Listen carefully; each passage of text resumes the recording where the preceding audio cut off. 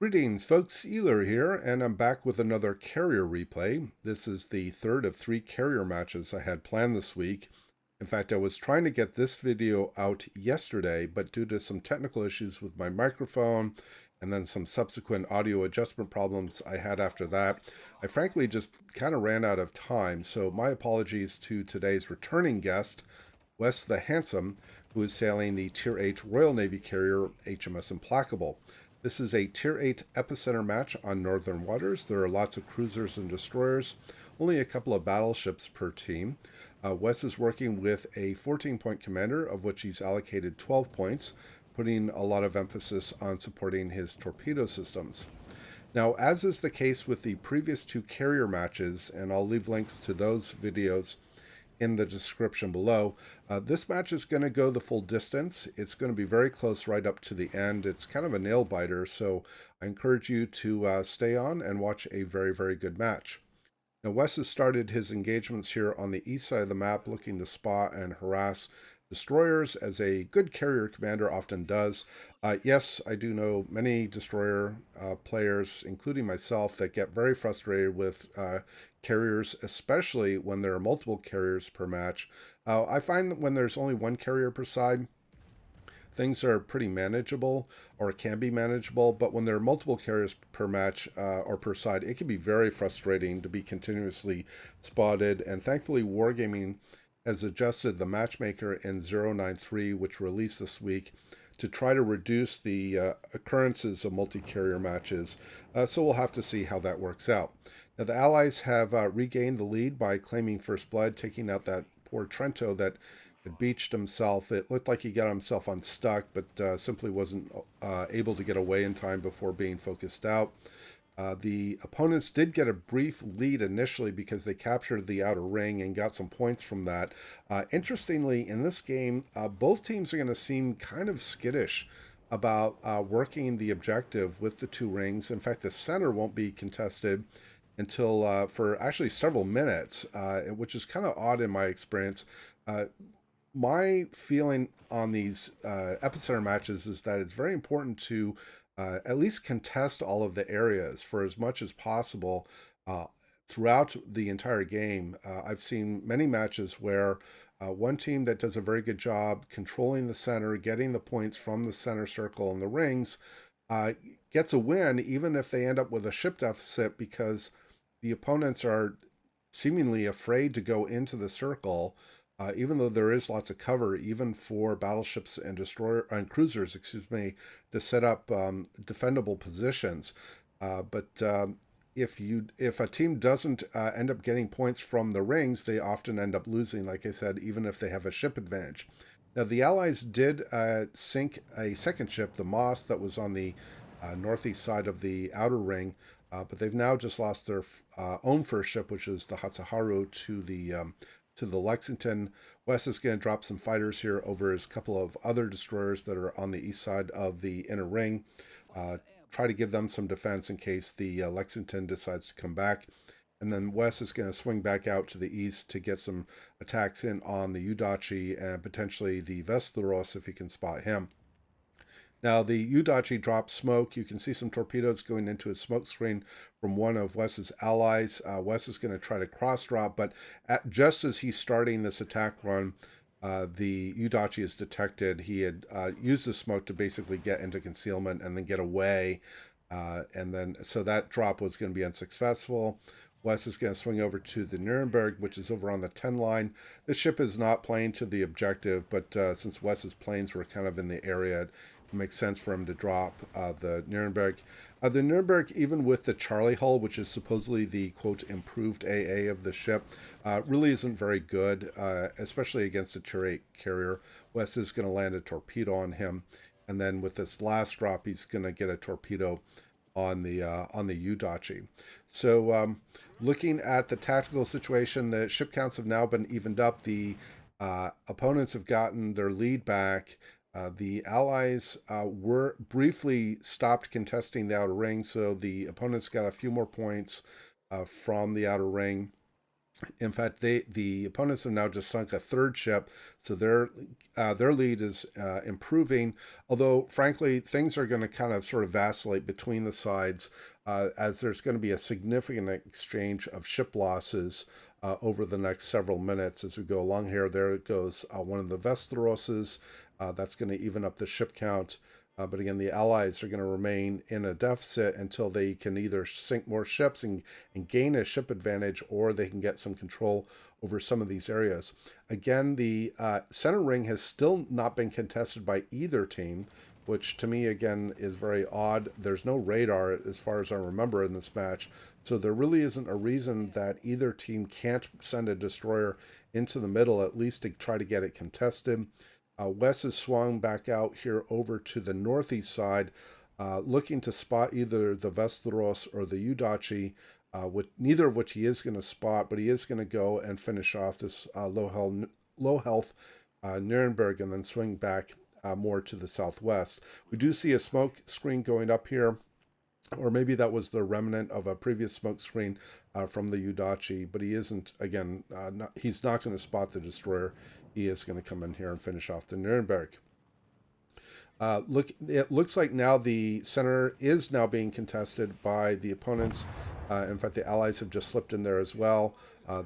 West did finish off the Nuremberg for his first kill. And so the Allies have a one-ship advantage. They have a very modest point lead. And now they've actually improved that point lead by sinking the Mogami, which was over on the west side of, I believe, the inner ring. And so, like I mentioned, there's sort of this exchange of ship losses that are going to cause things to kind of fluctuate here over the next several minutes. I think Wes is trying to get eyes on the destroyers again, the Udachi and the Vesteros. Neither of what, in fact, he's dropped a fighter here to try to keep them spotted if they showed up. Going to come in and put a strike on the North Carolina. This North Carolina is actually going to survive with very low health. Which is generally not a good thing for a team to leave on the table. And he will regain a lot of his health over the next several minutes through a couple of repair party charges and become more combat effective later in the game. The Allies have lost a couple more ships, and now they've gotten a fairly significant ship. They have a fairly significant ship deficit. And again, both teams are now contesting the center. We do see the other Vesteros in the north central part of the center cap. So Wes is coming over here to try to help get the Vesteros down. The Vesteros looks like he's in a gunfight with the Z39. Z39 is going to smoke up here so that because he's also being fired upon, I think, by the Hipper. So he does want to get into some concealment. Wes, is, like I said, is going to come over and try to get this Vesteros lit up.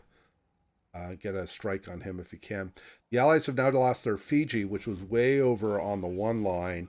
Neither the Fiji nor the Akatsuki, again, weren't really playing to the objective, selling off way on the border of the map. That's generally not a good thing to do. West does get a few drops or a few bomb hits on the Vesteros, and then with this next drop, he is actually going to finish off the Vesteros. With, I think, 3 more bomb hits. But as I mentioned, that the ships that are sort of playing on the perimeters and not trying to contribute to controlling the mid aren't being, generally often are not being as effective in the game as they should be. Thankfully, the Akatsuki is going to move back toward the cap where his Wes's team really needs him and to be able to contest some of these areas and try to get some control over the mid. Now, Wes is up to 2 kills, having killed the Vesteros. Oh, one thing I should point out here, the Royal Navy bombers do this sort of carpet bombing mechanic or pattern. And I would like to hear from experienced carrier players what you think of that, the efficacy of that on destroyers. I know that pattern is generally seen as pretty good on larger ships, battleships, and some of the larger cruisers. But I don't know how effective it seemed against destroyers and smaller targets. So if you have an opinion about that, or would welcome your comments in the video. So Wes was originally moving a ship more towards the north on the east side of the circles, but with the North Carolina moving south, Wes is having to move his ship away from that part of the enemies. So he's doing a good job keeping an eye on where the opponents are so that he doesn't run into, well, first, he doesn't remain stationary and get discovered that way, but also that he doesn't inadvertently run into some of the opposing ships. Wes is putting some attacks here on the Hipper, which is one of two opposing cruisers milling around the middle. There we do see the Udachi on the east side of the inner circle very briefly there. I don't remember if Wes is going to finish off the Hipper here with this drop. I don't think he does. He's going to lose most of his other planes here in a moment. Yeah, he just flew through, it looks like through a flat cloud. He's going to have to go back to another squadron. Now, when I was watching this replay, the Hipper is definitely a threat because of the very good hydro. It is a cruiser. But in my opinion, the bigger threat is actually going to be the Shores, which is on the northeast side of the inner circle. And he will end up winding his way back around to try to get some pressure on Wes's destroyers. So I think Wes may be trying to go after the lower health targets to try to get them off the map. But tactically speaking, I think the Udachi, which Wes is trying to spot here, as well as the Shores, may be the bigger threats to being able to control the mid, as opposed to the Hipper and certainly the North Carolina. Even the Ismail now has moved into the north part of the outer ring. Wes is coming in for an attack on the Shores. Won't finish him off here, obviously, with his rocket attack. In fact, he only gets one rocket on there. And then I think he's going to swing over to... Actually, he may try to strike the Shores again. He's losing quite a few planes here. But looking at tactical, the opponents or the allies are still down. They have a one-ship deficit. They've lost both of their battleships. The opponents have both of their battleships and one of their destroyers. Wes's team only has 3 destroyers and one of its cruisers. In fact, we've just lost the Hipper, the last of the cruisers. So it's just Wes and the 3 destroyers. Now, if there weren't an opposing carrier in game, the destroyers would have a much easier time because they could just execute stealth attacks on most of these ships. Wes is looking to come over here and try to help get the Udachi down. Thankfully, the Westeros, being heads up, does finish off the Udachi, so now the opponents have no destroyers. That can help in terms of being able to sort of control some of these areas. Wes is going to swing over, I think, toward the Hipper to try to finish him off. But again, in my opinion, that the Shores may be the bigger threat. Also keep an eye on the Z-39 sending some torpedoes over toward the North Carolina. I think this is part of the reason that the North Carolina on the southeast side of the epicenter is trying to keep his distance, is that he knows he can't see the destroyer in front of him. Wes here is going to get, I think, a pretty nice drop. Yeah, he does finish off the Hipper, and that is his 3rd kill. But the North Carolina, I think, is sensibly trying to keep his distance to an extent. The Lexington is being very supportive of the North Carolina, getting some eyes on the Z-39 so that the North Carolina at least can see where he is, although it looks like the Lexington's planes have flown off, or maybe they were shot down, I'm not sure. Allies look like they are going to get the outer ring now. The center ring is being contested by both teams.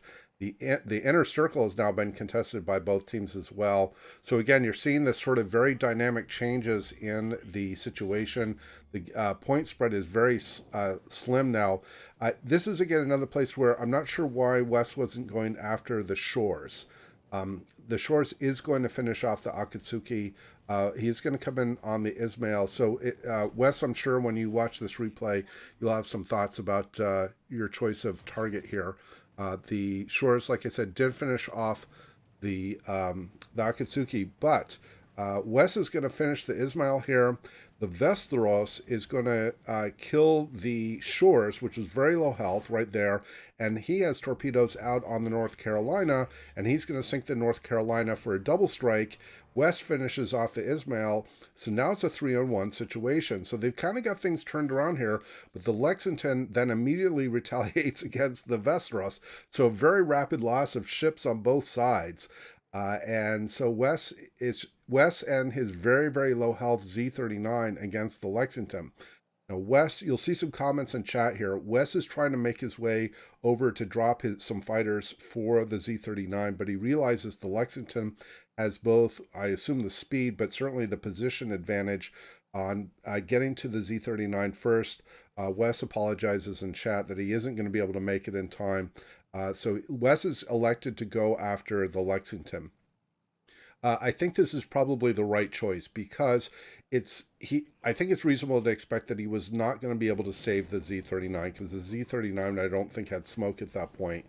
And Wes wants to get the upper hand on damage against the Lexington since it is now a one-on-one situation between the two carriers. This is exactly like it was with the first carrier replay that I had this week. It comes down to a battle of the two carriers at the end of the match. Wes has made the choice, like I said, to go after the carrier first to try to get a jump on the damage, and is going to come over here with some torpedo bombers. Now, this strike is actually going to not land any hits. I think when he drops his torpedoes, he's forced to drop them too close to the Lexington, and they don't arm in time. So he'll have to swing around for another run. Now, both of these carriers tend to have pretty good AA, and both Wes and the Lexington are going to shoot down a lot of planes. In fact, there Wes just flew through a flak cloud and lost most of his squadron. And you can see that Wes has already taken some appreciable damage too. Both carriers are also making the right choice to move into the contest areas to try to keep control on some of these areas to get points, try to keep sort of things are quite close, and Wes wants to build some insurance for his team. Wes is going to come in with another bomb strike. Again, I think these carpet bomb drops are pretty effective against larger targets like this. He does get 6 bombs, sets another fire that's going to force damage control. And then with this strike with these torpedoes, I think he's going to get flooding, and I think he also is going to disable the engine of the Lexington, which will help as well. Now, once Wes comes clear of the east side of this island that's on his port side, their secondaries are going to start going off on each other, and you're going to start seeing secondary hits on both sides. Wes has done a really good job getting the health jump on the Lexington. He has more than double the health. I'm not sure what happened with that strike.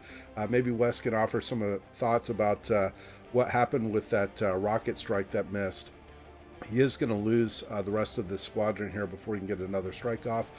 I mentioned shooting down a lot of planes. Wes has now just earned AA Defense Expert. So a lot of planes going down on both sides.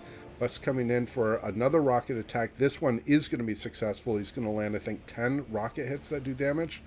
Yes, he does, and it brings the Lexington down to very low health, on fire. Is Wes going to get his planes around for the last attack here? No, it's not. It's actually going to be his secondaries. They're going to finish off the Lexington. So AA Defense Expert, Confederate, Close Quarters, and Kraken Unleashed in a very close and very exciting match here on Northern Lights from Wes the Handsome in the Tier 8 Implacable.